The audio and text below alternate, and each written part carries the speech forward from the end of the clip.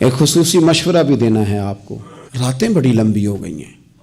جو رب کے بندے ہوتے تھے نا، وہ رات کا انتظار کرتے تھے کہ تنہائی میں اپنے رب کو یاد کریں گے، اور یہ راتیں جب انہیں میسر آتی تھیں تو وہ سمجھتے تھے موج بن گئی، لمبی رات۔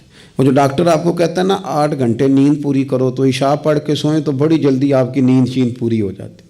جس نے سردیوں میں تہجد نہیں پڑھی اس نے کب پڑھنی ہے؟ موقع آیا ہے، رات لمبی ہے، سویرے ذرا اٹھیں۔ او بھائی کوئی مجبوری بن جائے تو پھر بھی تو اٹھنا ہے نا، دروازے پہ دستک ہو جائے تو پھر بھی تو بستر چھوڑنا ہے، تو دستک اگر دل پہ ہو،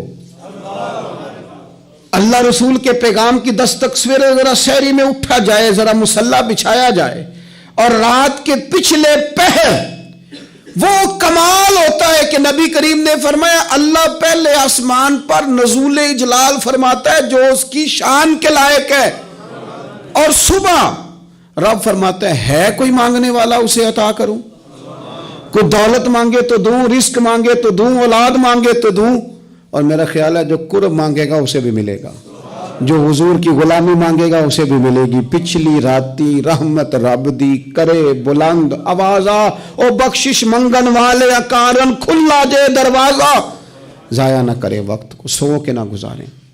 پہلا ٹائم موبائل پہ گزر گیا، پچھلا نیند پہ گزر گیا، تھوڑا سا ان راتوں کو۔ اور نوجوانوں سے کہوں گا روزے رکھنے کے دن ہیں، چھوٹے دن ہیں، حضور نے فرمایا نا یا نکاح کرو یا روزہ رکھو جوانوں، تو روزے رکھنے کے دن، جن کے کوئی قضا ہو گئے، جن کی کوئی مشکل ہو گئی، وہ وقت ضائع نہ کریں، ان راتوں کو غنیمت جانیں۔ رات کو جب رب کا بندہ اٹھتا ہے نا عبادت کے لیے رات کو، تو حضور فرماتے ہیں رب فرشتوں کے سامنے فخر فرماتا ہے۔